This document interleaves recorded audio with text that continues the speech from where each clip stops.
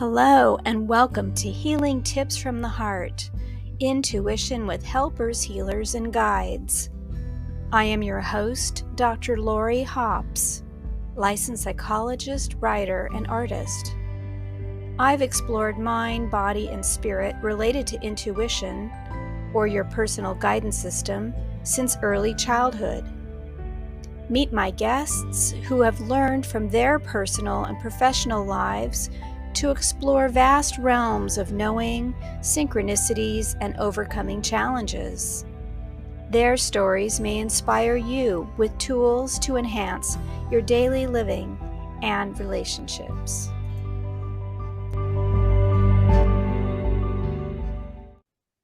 Hello, everyone, and welcome my special guest for today, Reverend Dr. Dede Moore. Reverend Dr. Dede Moore has a Ph.D. in holistic life coaching, and she has been working with emotional freedom techniques for more than 20 years in her private practice. She is also working with referrals from medical doctors and healthcare professionals for a trauma-informed approach that she uses. Dr. Dede is also the mother of an adult child with intense and ongoing circumstances, and she began to realize how much this was affecting her own health. That was her wake-up call that led her into a profound healing journey, including recovery from adrenal fatigue that was quite serious. Over the years, she has also seen many of her clients facing the same kinds of challenges in their families with adult children who have been incarcerated, facing various kinds of addiction and mental illness. And she is now writing her first book and sharing her HELP or HELP method, which integrates EFT tapping, havening, lifestyle practices, and prayer. And I am so happy to have you with us today. Happy to be here, Lori. Thank you. So is there anything else you'd like to add to that beautiful description of the work you're doing in the world, or anything else you'd like us to know about you? Yeah, that pretty much covers it. I just really love to help people. One fun fact about me that I just learned is that I'm a fire horse. In the Chinese zodiac, it's the year of the fire horse. It's a very optimistic outlook that we have for this year. And the last year that we had a fire horse year was the year I was born. So yeah, I'm turning Wow. 60 this year, and that was the last fire horse year. So that's kind of just a fun little fact. Well, happy birthday this year. Yeah, That's a the big big milestone. 60. Yeah, that's great. Yeah, fire horse. So lots of forward movement. Yeah, I'm just barely learning about it, but I really like it. It sounds very encouraging. So I'm curious to learn more for sure. I love Yeah. to learn. Yeah, fire ignites and it burns and it starts things. It's very passionate. Purifies. Yeah. Yeah, super. Um, you know, I've heard you talk about things like, synchronicity, signs, intuition, things like that. Yeah. A few weeks ago, I was having a moment of doubt. I was like, I was working my little fingers on the keyboard with my book, and I was like, is this really going to be helpful? You know? And I kid you not, within like 2 minutes, Lori Hops, hey, Dede, I saw all the work you're doing. Want to be on my podcast? I had to get that in here. I had to. I love it. So Thank if you. were a sign for me and a synchronicity that, yes, I am on the right path. So thank you for this Oh, thank opportunity. you. Oh, I love it. I didn't know that happened. That's so great. Thank you. We never know the impact, do we?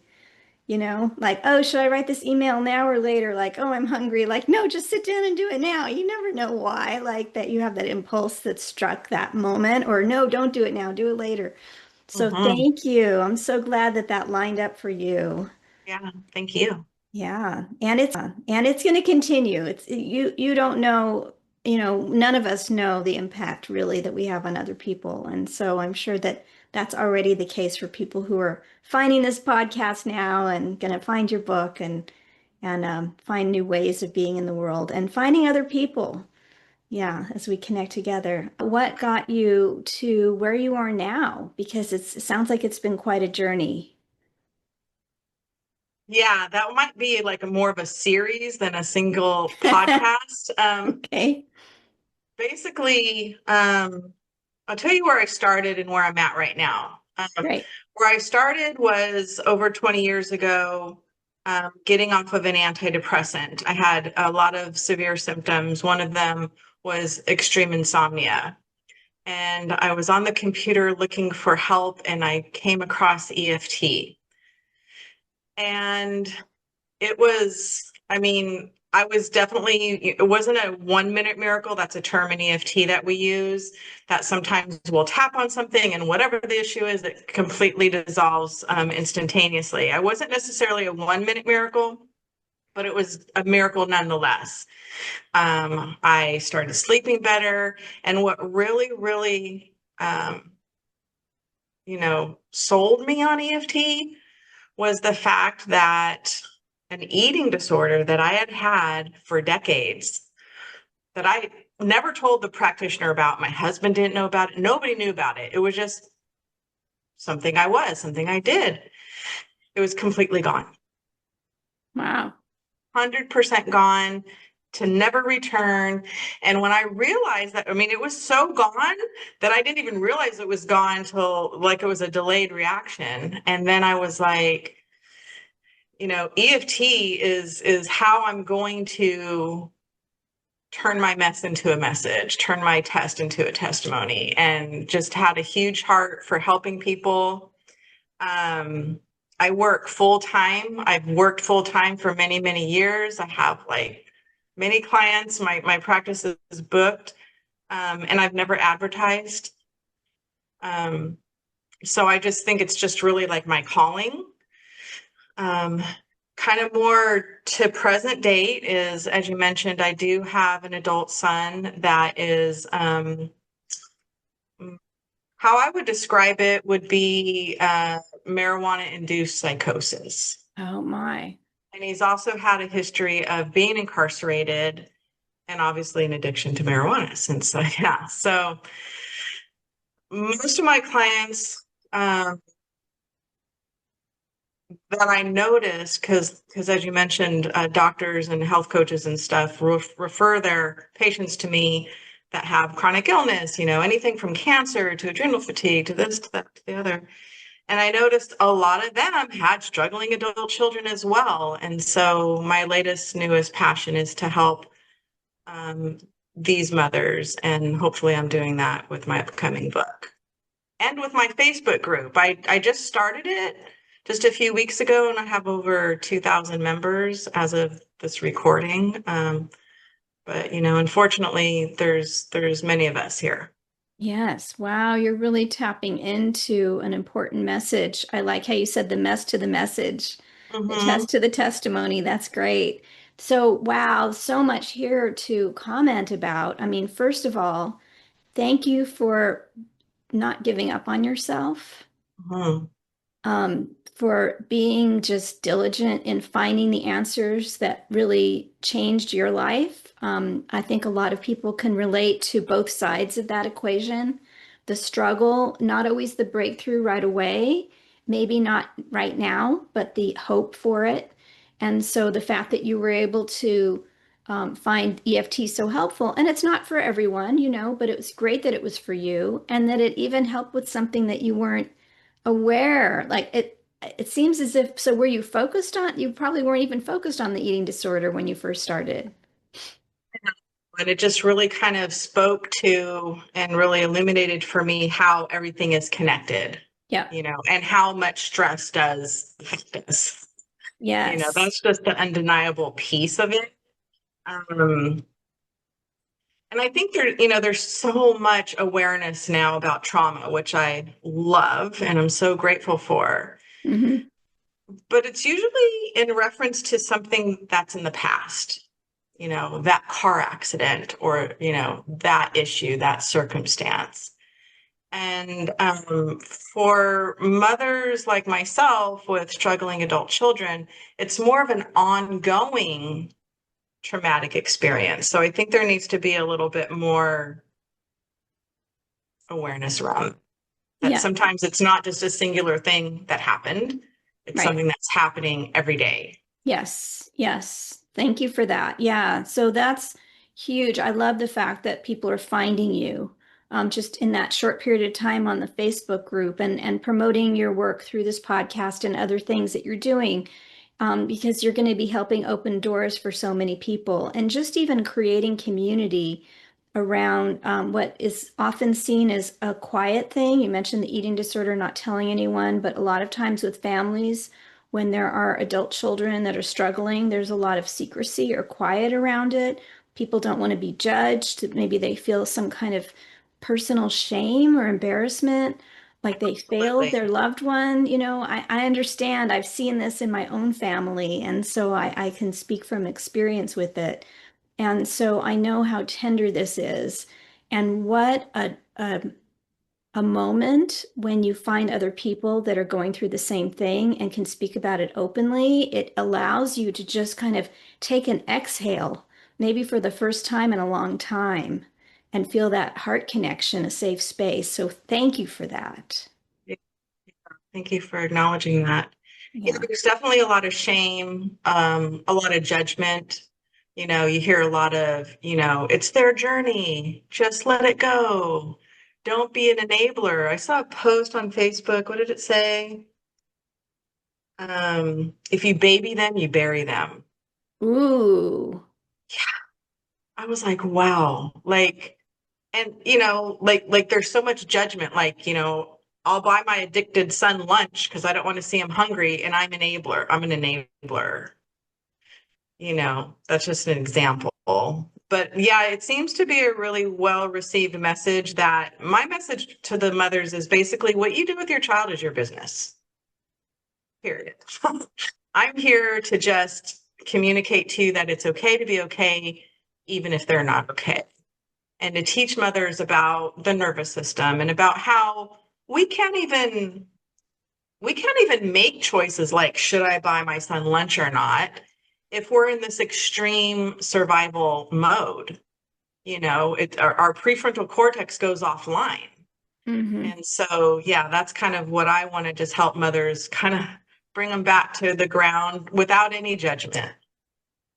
Yeah, because we get hijacked. I like what you also said about we get so let me just finish that thought. We get hijacked by our fear, and so it disrupts clarity and focus and grounding. So I love that message that you're giving people of I'm not telling you what to do or whether it's right or wrong, that's for you to decide, but I can help give you the tools so that you're not like floating off into fear space, that you can like be grounded and then get more clarity and then you can do better decision making for yourself and figure out the next best steps, whatever they are. But I also like what you said about it's not a post traumatic, it's not in the rearview mirror, it's an ongoing constant. I remember back a long time ago in the 1980s when I was first studying trauma, and they were just coming up with the diagnosis of post-traumatic stress in the diagnostic and statistical manual. And I remember reading about it because I was going to do some research in that area. And I thought, well, what about ongoing? Like immediately, because they talked about, like shell shock, which was kind of the First World War version of this, that Right, the soldiers would go out in the battlefields and get traumatized by the death and destruction and noise and all the horribleness. And they would go into shock and they would hospitalize them and they would need time to right. recover. So it's called shell shock, like from the shells exploding. But they would put them right back out into the field again. So it's not post, it's ongoing, just like it is in many countries around the world, unfortunately, with ongoing war, famine, and marginalized communities, and on and on. Families with abuse. Yeah, An elderly parent that has, cognitive decline or somebody who's terminally ill. yeah, Yeah, all of those would definitely be in kind of the same bucket for sure. right. And you never get the chance to take a breath. There is no post, it's ongoing. It's like you're Right. constantly in the surgical space getting operated on. So how do you overcome that kind of ongoing trauma? And then each time something new happens, it triggers the whole cascade of that train of memories, and experiences. And so it's a really the one of the most challenging ways to live life. Yeah. And in answer to that question, how do you handle that ongoing trauma is to first be aware that that's what's happening. A lot of these mothers don't even realize, oh, I'm not sleeping because of stress, or, I just got this diagnosis of irritable bowel syndrome because of this. I think it's the recognition, you know, none of us were taught what to do with our emotions in childhood. We just weren't.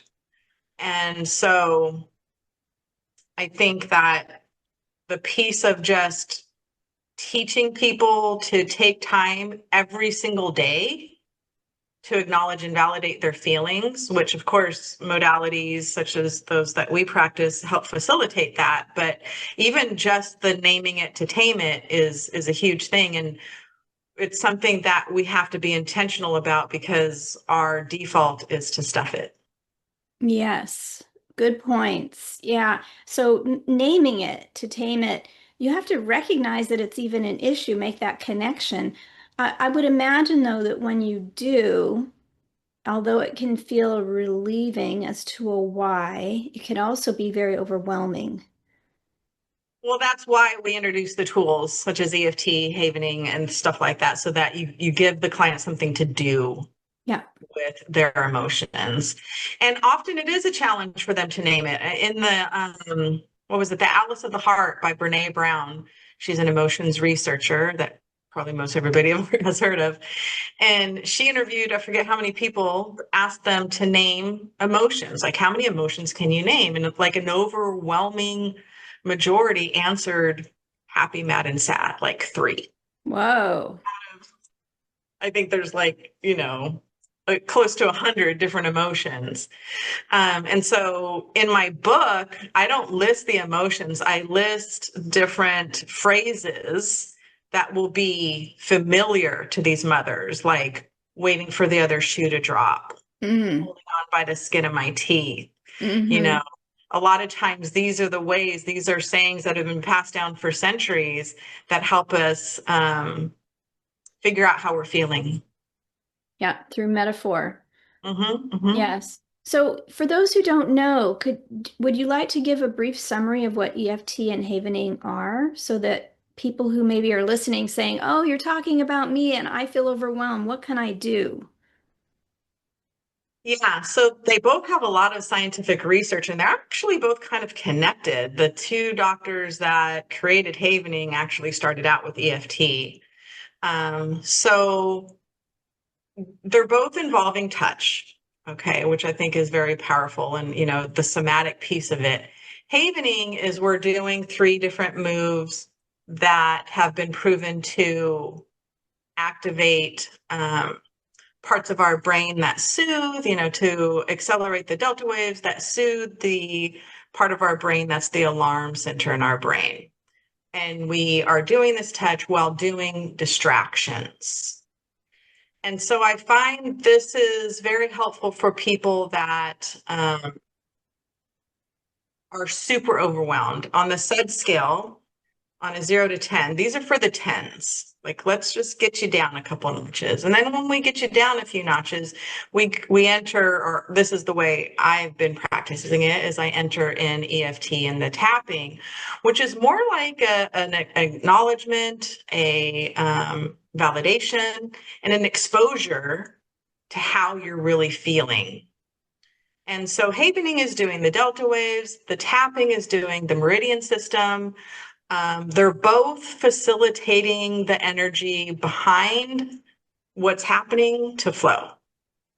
Beautiful. Thank I also think, I mean, we have all these like scientific, I mean, there's books on the science behind tapping, right? But I also think that there is a divine component that we just can't even explain. Oh, thank you for that. Yeah. So for those who don't know, so the acupressure, so people know somewhat about needles and acupuncture. So this is like emotional acupressure, tapping, like It's special. you mentioned the meridians. Yeah, the meridians and tapping various places on the head, the torso, the hands, sometimes the legs. And for those who can't see because they're listening, can Mhm. you describe for havening? You said there's three movements. Sure. Yeah.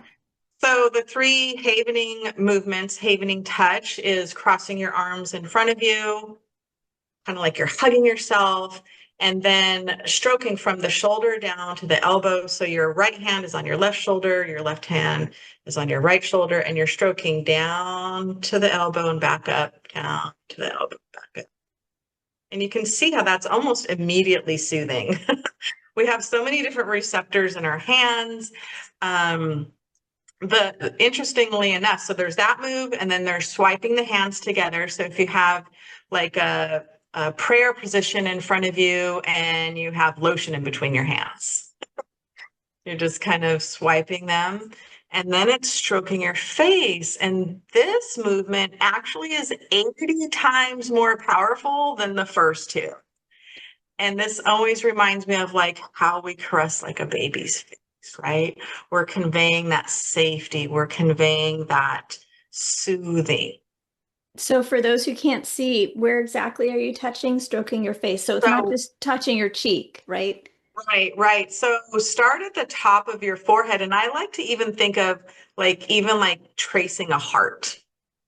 So, like, if you put both of your hands on top of your forehead, flat, like you're saying, "Oh my gosh," and then you just trace a heart down to the chin. Down to the chin. So like around the hairline, if you have Exactly. where a hairline is, around the inside of the ears down to the chin. Yeah, thank you for that.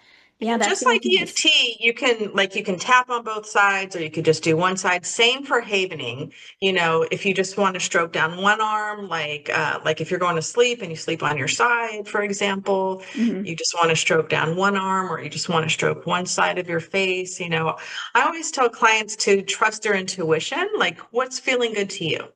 Okay, and then not everyone has the ability to s- touch both sides of the body at the same time because of differences in how our bodies are made or injuries or whatever it is that's going on. So Yeah. that's good to know that that there's a cheat code. Yeah, you can do that, and you can also imagine it with havening Okay. and with EFT. You can imagine tapping, you can imagine havening, or you can do it on something else, like your pet or a teddy bear. I bought myself a teddy bear for Christmas. Aw. It's a Vermont teddy bear. It's so cute. Yeah. So, yeah, it's very flexible. A lot of people will hear about things like havening and EFT and they want to get it right. You know, they want to follow Mhm. the script or, you know, they're always asking like, am I doing it right? And you pretty much can't do it wrong. Thank you for that. It's very, very helpful. And then can you have someone else do it for you? You can. Yeah, Hmm. it absolutely can be done by a practitioner. Um, it's just my personal feeling that I think that so many of us are so disconnected from ourselves that doing it to ourselves is a little bit more powerful because we're, you know, having that reconnection. That's just my own personal, but there might be times where, you know, maybe somebody's bedbound or, Hmm. you know, they really need that co-regulation from you know, a professional. You know, there's a time and a place for sure. Yeah. Trusted person in your life. Yeah. Hmm. Beautiful. Thank you. And So I'm wondering if you have any special tips or awareness for families or mothers who are going through these struggles with their adult children that you'd like to share, since we have your expertise here today. Just, the help method is the havening, the EFT, the lifestyle, which incorporates what we're eating, what we're watching on TV, who we're hanging out with. There's a lot in the lifestyle. And then the prayer, which can look different for everybody. It's not any kind of, specific religion or anything. I Mhm. mean, my biggest advice is to use the help method every single day, because that's going to regulate your nervous system. It's going to get you in tune with how you feel. It's just going to support your mind, body, and spirit, which we're all three, whether we are aware of that or not. And Mhm. all three of those aspects of ourselves need daily tending to. And it's really hard for mothers, especially, to realize that self-care isn't optional, you know? That putting yourself not just on the list, but at the top of the list, it's not optional, and it's okay. It's okay. A lot of mothers will feel guilty, like, how can I possibly be taking this time to relax when my child is suffering, Yeah. you know? Or how can I even get myself calm enough to relax? Because as soon as you start to relax, then you get flooded with all of the what can possibly go wrong or is going wrong, and all the trauma around it. So, and that's often the time I think that when we really need to have someone, a trusted other, to help support us, because it does It feel just like an always isn't avalanche. another thing. Sometimes they can't afford the professional help, or the professional help can't be. I mean, clients tell me all the time, I wish you could just live with me and be in my pocket. Oh, I can't, you know? And then when we're in this situation, the loved ones kind of fall by the wayside. They don't know what to, people don't know what to do with their own emotions, so they sure don't know what to do with yours. And Uh-huh. they definitely don't know what to do with yours if you're saying, my kid is strung out on heroin, or my kid just got 10 years in prison. People don't know what to say. They don't know how to support you. So having Hmm. a trusted individual is amazing. Always co-regulation is best, but more often than not, we have to learn to give it to ourselves. Yeah. Yeah. Thank you for that. And that if you have that aspect of prayer or something greater than yourself that you see as positive and supportive, whether it's nature, religion, spirituality, an animal, you know. Yeah, prayer is just connecting to our awareness of the goodness of something higher than us, is Mhm. connecting to divine support. It's just tapping into, we're not alone. The universe has our back. The universe always has our back, even when we don't feel like it. Because sometimes when a lot of this kind of stuff is happening, we don't really believe any of that. Right. Well, it doesn't feel like it, so how can it be true? Um, Hmm. but this also kind of circles into the whole unity consciousness, okay? Because we can't send our child peace if we're not cultivating that within ourselves. Right. So it's always so important when we feel helpless, whether it's with an adult child or with our country or with whatever, fill in the blank. If you're feeling helpless, never underestimate how the power of cultivating your own love and your own peace is having that ripple effect. And that's another reason to really let joy in, because we all have circumstances that steal our joy.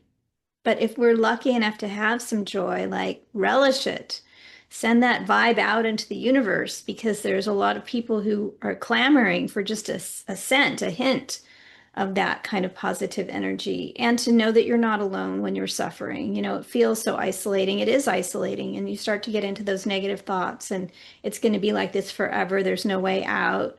Only I can solve this, and I don't know what I'm doing, whatever it is, whatever the messages are.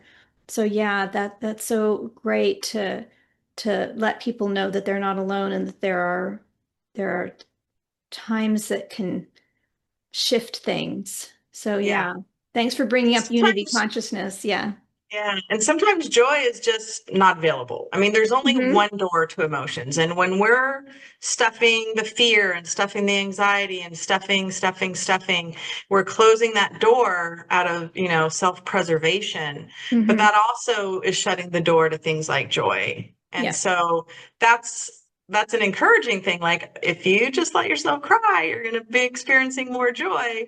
Um, But when joy isn't available, I love Deb Dana's term of just look for the glimmers, the little tiny sparks of hope, Yep. cues of Oh, safety. I love it. Oh, you shared so many pearls of wisdom with all of us. And as we're coming to the end of our time together, is there anything else you'd like to let us know or reflect on? I think we really said enough, or if I talked enough or even mentioned the topic of loving ourselves. I think that is in EFT, we have the common affirmation, even though I'm feeling blank, blank, I deeply and completely love and accept myself. With my clients, I have them put their hands in their hearts and I have them say out loud, I deeply and completely love and accept myself. And so I'll pause for just a moment for any listeners that want to do that. And then ask yourself, or just try to gauge, when I just said that, did it feel 100% true? Every single one of my clients that has a chronic illness is less than 50%. Hmm. Every single one. Yeah, we aren't really taught this. We're not only not taught it, we also get mixed messages about it. That it's Hmm. prideful, the buzzword nowadays is narcissistic, it's Hmm. selfish, so we're not only not taught it, we're taught the opposite. Yeah, it takes sometimes people say, "Oh, if I say that, I'm lying to myself." And so, do you have a suggestion for when people are don't want to lie to themselves about how it feels right now? Yeah, just add things like maybe, or I'm open to the possibility, or I'm willing. I'm willing to love and accept myself. Maybe I can love and accept myself.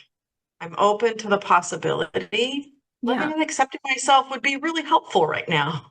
Or I will, but it's not here yet, but it might be one day. Yeah, but essentially, if when we don't love ourselves, okay, so our body knows what to do to heal, but a main component is safety. Our body has to feel safe to heal. Hmm. So if we're running from the tiger, our body's not going to be healing from the cold, it's going to be running. It's not safe enough to heal. If we're living with somebody 24/7 that, well, they're here every day. I think they like me. I don't know. Maybe they love me. They never say they love me. That person being us. Yeah. That's not sending our nervous system cues of safety. That's the opposite. Hmm. And so that's the biggest takeaway for anybody, the mothers or not, is to love yourself. Thank you for that. It's really beautiful. I'm so glad that you're on this journey. Thank you so much for leading the way. And I just see that there's a lot that's going to unfold because of this. And so, of course, we'll have all your contact information in the program notes. And when your book comes out, we'll have a link for that. This has been just delightful. Thank you so much. Thank you. Thank you. Okay, bye-bye, everyone.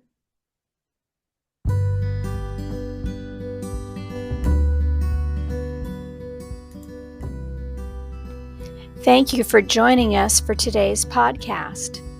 If you want to learn more, you can visit my website for podcast and resources at hopshealingtips.com. You can also like, share, and subscribe to this channel. This podcast is for information and entertainment purposes only and is not providing healthcare advice. Please seek guidance from your professional healthcare team should you need assistance.